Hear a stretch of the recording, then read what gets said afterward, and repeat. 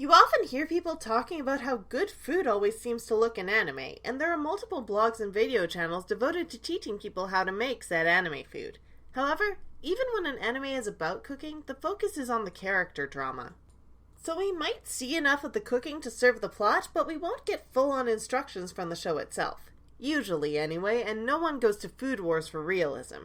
But last year's Today's Menu for the Emiya Family, which aired a short episode once a month, plus the 13th this past January, defies that by being a straight-up cooking show. Known colloquially as MEA Gohan, or the goofy fan nickname Fatestay Hungry, this is the lighthearted extreme of the many Nasuverse spin-offs that splinter from Type Moon's most popular work, Fatestay Night. The original VN was well known for its detailed depictions of food cooked by the various characters that made players lament their own kitchens full of instant ramen and TV dinners. So naturally, with some new form of fate or related media cropping up 4 times a year on average, they had to make a cooking show eventually.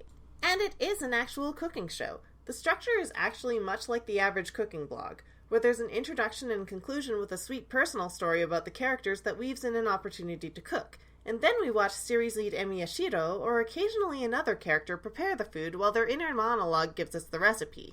What's interesting about this is that the cooking blog format is somewhat controversial outside of its own community. We've all seen the memes about searching for a recipe and wading through 20 paragraphs about Grandpa's farm before some quick bare-bones instructions on how to boil pasta.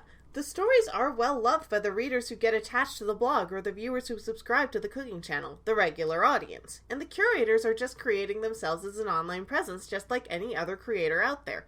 But the memes are spread by people who don't want to get attached. They just want to look up a recipe, click the top search results, try the one recipe, and never return because that's how they engage with cooking blogs. With MEA Gohan, though, the people who are watching it know what they're in for and they already care about these characters. So sure, the viewer might be waiting half the episode to learn how to make hot pot, but it doesn't feel like a slog because hey, while you wait, have a cute story about the cast of your favorite visual novel goofing off or trying to make friends. And yes, as much as the show is explicitly teaching you how to cook, it leans hard into the fact that most of the people watching this will be hardcore Fate fans. This is a happy and sweet alternate universe where no one's trying to kill each other, even as it jumps around the timeline to accomplish this. For example, while all the servants are around, Shinji is still just kind of a good-natured jerk as Shiro and Sakura remember him being when they were kids, not the creepy, self-serving monster he became before the start of Fatestay Night. And while it's simple for the casual fan to follow, there are plenty of shoutouts and inclusions of people and things usually left out of the expanded universe. Remember Reikon? Issei's older brother who appeared in basically nothing? Well, here he's a recurring character. Now, for people who started with FGO or Zero or something else, you might still feel a little out of it because unlike most spin-offs, MEA Gohan focuses exclusively on the cast of the original visual novel. Though your third least favorite Fate Grand Order character gets a brief cameo, for the most part it's Shiro and friends only. It's kind of refreshing and nostalgic, honestly, to go back to a time when most of us only knew the Fifth War and anyone off the street could tell all the characters apart. And this smaller focus lets the characters have some cute moments in a happier world while making reference to little character details like Rin's specialty for making Chinese food. Let's talk about the food itself. The recipes vary from sandwiches with special sauce to Hamburg steak or shrimp tempura, so a few are really easy to make and some others might require practice and more kitchen equipment.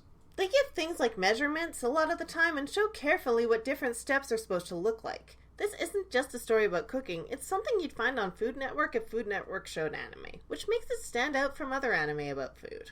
Today's menu for the Emiya Family is cute, it's charming, it doesn't take up much of your time, and it's educational. I think that's why it works, and the existing emotional investment people have in the characters is why it was embraced even by people who roll their eyes at cooking blogs' use of personal stories to engage with their regular audience. If something wants to get the viewer to care, the viewer first has to want to care, and if they don't, they'll just brush off any attempts to engage. I don't know if it'd have the same effect on people who aren't into Fate or who didn't start with Stay Night, but if anything, there's still some pretty good recipes. This is Secret Identity Studio, and if I made you hungry, at least now you know what to make.